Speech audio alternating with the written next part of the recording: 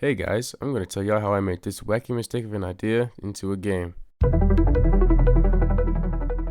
First, like always, I had to plan out the game and figure out what it would be about. After some time thinking, I decided I would make a Ragdoll game about jumping.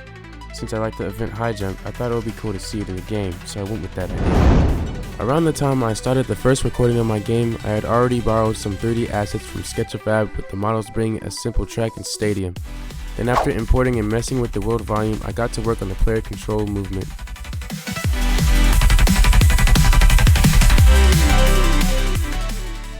Since I'm going to be using a Ragdoll to jump, I'm going to have to use something called a configurable joint. Now if you don't know what that is, it's just a joint that's configurable.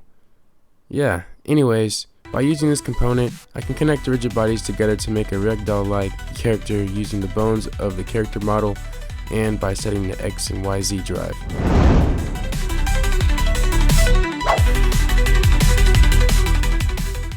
After finishing the basic character, I made some animations for the model to follow.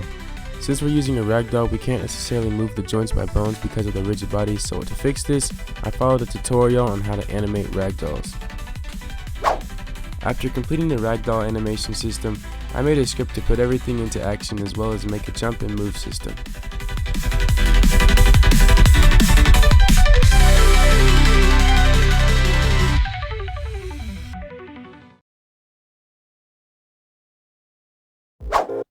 Now that I've built the base for the game, it's time for me to make a system to detect how the player will win or lose based on if the player touches the bar or if they touch the map before jumping over the bar.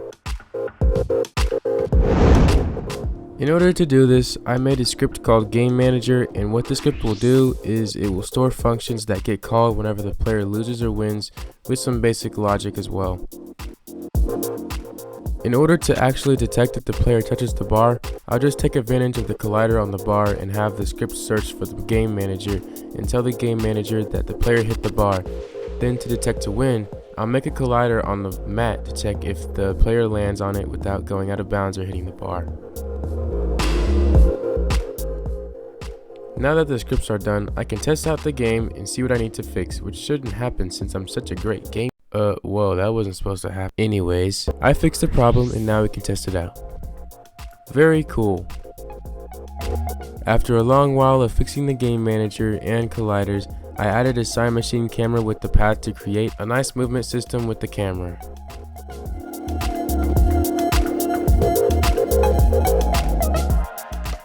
Eventually, I ran into a problem while trying to spawn a prefab onto the stands, so I fixed it by deleting the current bar and replacing it with the new one.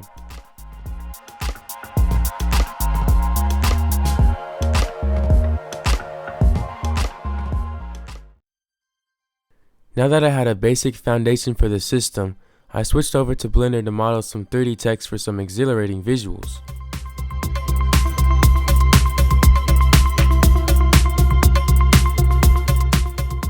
What I wanted to do was make the text move across the screen, telling you if you cleared or scratched. All I did for this simple effect was use a render texture, apply that to a raw image overlay, apply it to a camera, and change the background to a solid color. This trick comes in handy when you want to make particles on UI menus. I also imported some free VFX particles from the Unity Assets store since I'm not too lazy to design my own particles. However, I never used them, so I won't go into detail there.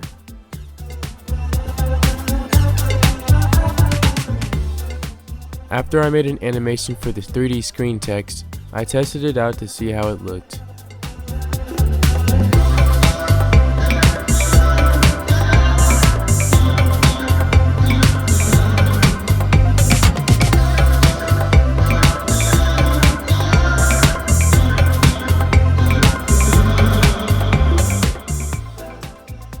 Since some things were obviously not working properly, I had to slow down some of the animation speed and adjust some scripts in order to achieve the effect that I wanted.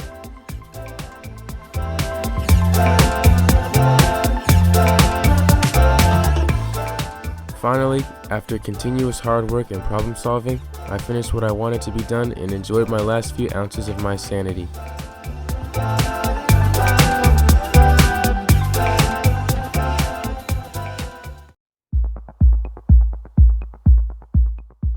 Now for this next part, I mostly only spent my time for decoration in the scene. Decoration in games is really important in order to really make it pop out in the eye of the gamer. Staring at the same repetitive patterns and textures isn't what I would call fun, so to avoid that, I had the global volume color filters jacked to the max in order to maximize color, and since the stadium was crowdless, I made some pretty good crowds. After I finished making a totally elite crowd decoration, I switched to Affinity to make the game logo for the menu display.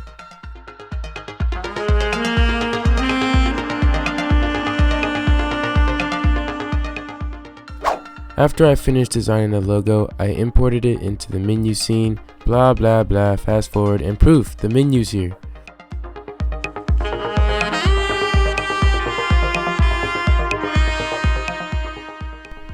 As soon as I started recording, I got straight to work as I had to make 4 different levels, which isn't too hard for an elite game dev like myself. Yeah, anyways, while I was playtesting, I noticed it was still a little lonely, so I thought it would be a good idea to add some people to watch as you terribly jump over a bar and plummet to your demise, waiting for the death-defying results of your prestigious jump.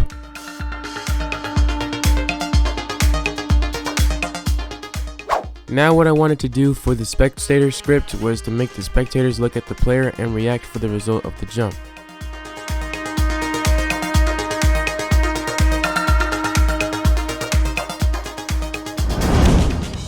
Now that the spectators were working properly, definitely without any complications since I am definitely an elite game developer, I started working on how the bar would be raised up by a specific number each time the player clears the bar.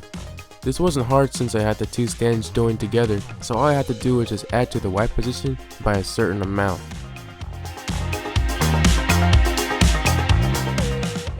After that was done, I got to work on making more scenes to serve as the different meats to play for in the campaign game mode.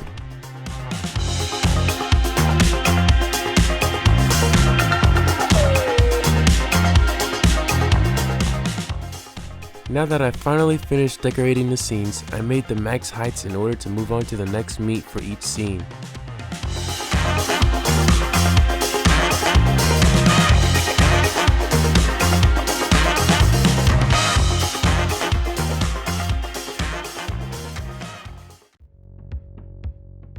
Okay, so the base game was down, but I needed to make it more interactive, so I quickly started on a quick menu to start or leave the meat. I started by making a simple camera animation that pivots from the parent, so now that it rotates in a perfect circle.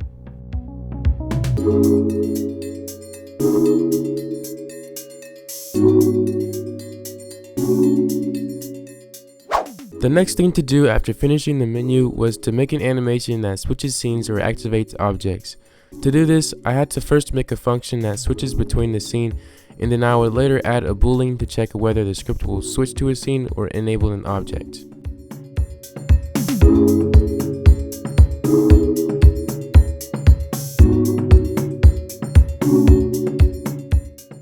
After that, I made a UI screen that tells you if you win or lose and plays confetti if you win. All I did for the confetti was use some of the materials that I used for the 3D text and apply them to some square particles on the particle system. Can't go wrong with Unity's particle system.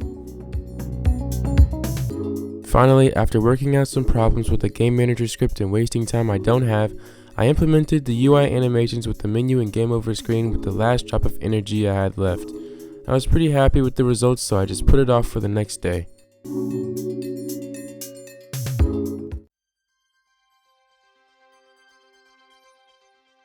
So pretty much the only main feature of the game that was missing was some pretty good tunes, so I hopped over to FL Studio to make some sound effects that I never used in a victory tune. I spent a lot of time making stuff I didn't even use, so I'll skip over to the part where I work on the actual project. Since I had finished some sounds, I switched to Unity to implement them into the game. I also went back to FL Studio to make a crowd ambient from a short clip I found on Pixabay.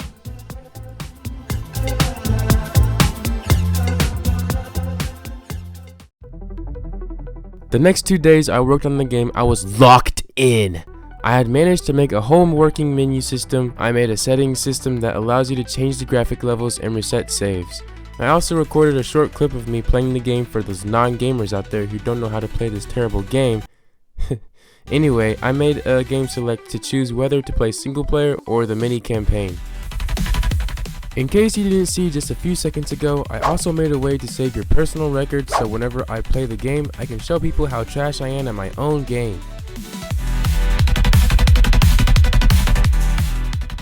I spent the next few hours playtesting and bug fixing the game, also while setting up the itch.io page for the people that want to get the game. After that, the game was pretty much done, so now all I had to do was just publish it to itch.io and make a video about it.